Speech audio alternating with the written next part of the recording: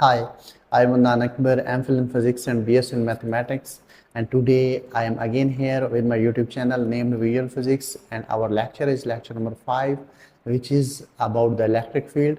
We will discuss some most important concepts about the electric field in this lecture.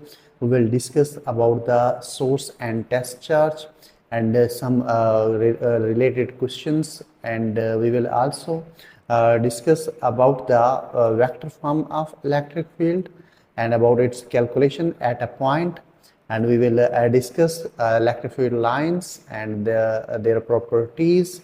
Actually, all these properties and concepts will be visualized here by using some animated diagram. So without delay, let us start our today lecture. Our first slide is about the introduction to the electric field. The electric field is a region around a charge where other charges experience a force. And consider we have a small test charge around a source charge and observing how they move. In the given diagram, we have a source charge creating its electric field, which is shown here in the form of electric field lines surrounding it, and a unit positive test charge is moving along the field line is shown in the diagram. And the concept of electric field is important because it helps us to understand the interaction between the charges without a direct contact. And let us move towards our next slide, which is about the source and test charge. Source charge is actually the charge that creates the electric field in the space. It can be positive or the negative, and it is usually fixed in the position and significantly larger than the test charge. And we can see in the diagram the charge which is bigger in size and creating its field is actually a source charge. And let's move towards the test charge. A small positive charge used to detect or measure the electric field is called test charge. And in the diagram you can see a small charge is traveling along the field line is actually a unit positive test charge, and it is moving away because of a repulsive effect. It should be small enough not to disturb the source charge or alter the field configuration. It is used to determine the direction and magnitude of electric field at a point. And let us move towards some questions about the test charge. Why we usually use a positive test charge, and another question is that can we use a negative charge as a test charge? Let me tell you a historical fact behind it. In early days, during the discovery of the electric field around the charge, some convention were introduced to understand the electric field, and to decide a unit positive test charge will be the charge to use to measure and detect the electric field was considered at that time, and still it is working to detect and measure the electric field at a point. So let us discuss some point about it. It provides a standard direction for the electric field lines. Electric field direction is actually a direction of force on a positive test charge. And we can also use a negative charge as a test charge, but some changings will be possible. If we use a negative test charge, the force direction would be opposite, which would confuse the interpretation of electric field direction. And let us analyze a diagram. In this diagram, a positive source charge is shown, where positive test charge is also shown, and you can see the direction of arrow which is showing that positive test charge will be repelled from positive source charge, and negative test charge will be attracted towards the positive source charge. And in the second diagram we can see a negative source charge is creating its field, and a positive test charge is attracted towards it, and a negative test charge is repelled away from a negative source charge. as shown in the diagram. So if we want to use a negative test charge, then it will create some difficulties for us to solve the problems related to the electric field. So according to the convention of using positive test charge, we will continue to solve our future problem. So let us move towards our next slide, which is about the concept of electric field. Electric field is actually the ratio of electrostatic force created by the source charge and felt by the test charge around it and test charge. So we can write it E is equal to F over Q naught. And in the diagram you can see a unit positive source charge is creating its field and a test charge is moving along its direction. The electric field is a vector quantity, and vector quantity has both magnitude and direction. Let us discuss the direction of an electric field. If a source charge is positive and creating its field, then its direction will be away from the source charge as shown in the diagram. Electric field lines are moving radially outward, and in case of the negative charge as a source charge, field lines will move radially inward as shown in the diagram. And now let us understand the concept of electric field due to a point charge, and let us calculate the general relation to calculate the electric field at a point. Electric field equals Coulomb's constant times the absolute value of the source charge divided by the square of distance from the source charge to the point where we want to calculate the field.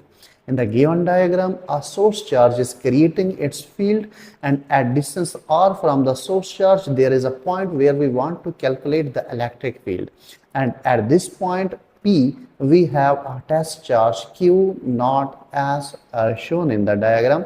Then what will be the electrostatic Coulomb force between test and source charge? Let us see.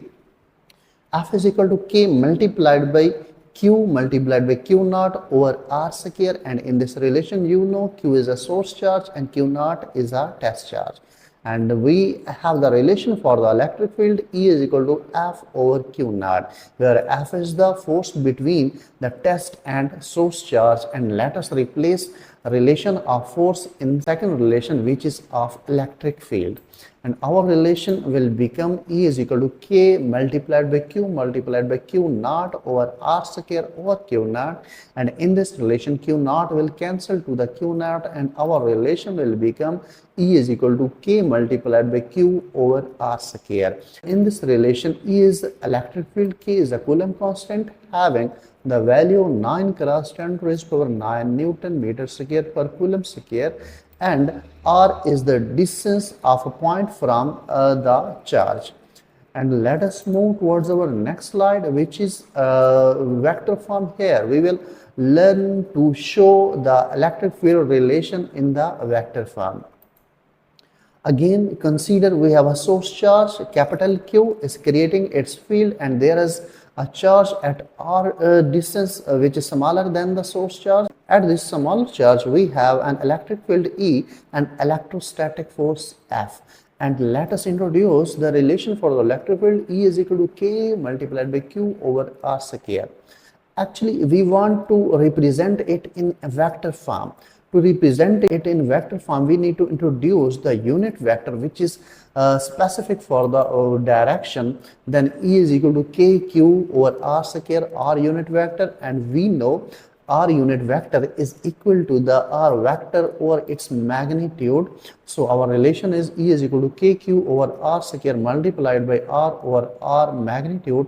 R square will be multiplied by R magnitude, then our relation will become E is equal to KQ over R cube multiplied by R. In this relation, E is actually in vector form. And one thing that you should keep in your mind, whenever our relation will be in vector form, then we will introduce the sign of charge with it. Let us move towards our next slide, which is about the superposition principle. The net electric field at a point due to multiple charges is the vector sum of individual fields. it may be possible somewhere you need to calculate the electric field due to multiple source charges. Then what you will do, you need to add up a vector field of each charge to calculate at that point. In the diagram you can see there are three charges q1, q2 and q3 having the field E1, E2 and E3, and we need to calculate the electric field at the origin. For this purpose we need to add these individual fields to get the net field at the origin. Then our relation will become E total is equal to E1 plus E2 plus E3. And superposition principle for the electric field is important because in cases where multiple charges will be given and you need to find the electric field at a specific point, then you will apply the superposition principle to calculate the electric field at a specific point due to the multiple given charges. Let us discuss the concept of the electric field lines. Electric field line is a track on which unit positive test charge travel, and in the diagram you can see a source charge is creating electric field in the form of electric field lines around it, and a unit positive test charge is traveling on the field line. So according to our definition we can say electric field line is a track on which a unit positive test charge travel. And let us discuss its properties. First property, electric field lines begin on the positive charges and end on the negative charges as shown in the diagram. In this diagram you can see electric field lines are starting from the positive charge and ending on the negative charge, and the given diagram is actually in the form of dipole. And the electric field lines can never cross to each other because they have a single direction, and in the given diagram we can see two field lines can never cross to each other at a single point because they have only one direction. The density of the lines indicates field strength, and we have a diagram. In this diagram, in the C diagram, you can see field lines are more dense, so field strength will be strong in diagram C, and in the B you can see field lines have the less density. So here you can see the field is less stronger as compared to the C, and in the A field is less stronger as compared to the B. And let us move towards the next property. In a uniform electric field, field lines are parallel and evenly spaced. And you can see in the diagram, field lines are equally spaced and these are parallel to each other. For a dipole, line curve from the positive to the negative charge forming the loops as shown in our first diagram of the properties. And field lines are starting from the positive charge and entering in the negative charge in the form of curve. And now let us move towards the application of the electric field. Electric field in the capacitor is used to store the energy between the parallel plate capacitor. Parallel plates capacitor diagram is shown, and field lines are starting from the positive plate and ending on the negative plate, and electric field between these plate is used to store the energy in case of the parallel plate capacitor. Electric field deflect electron beams to create the image on the screen like the older TV screen and oscilloscope screen as shown in the figure. You can see in the diagram an electron beam is moving and deflecting plate of the electric fields are performing their role to deflect the electron beam on the screen to create the picture. And let us move towards the next application, which is about the medical application. Electric fields are used in techniques like the electrocardiography.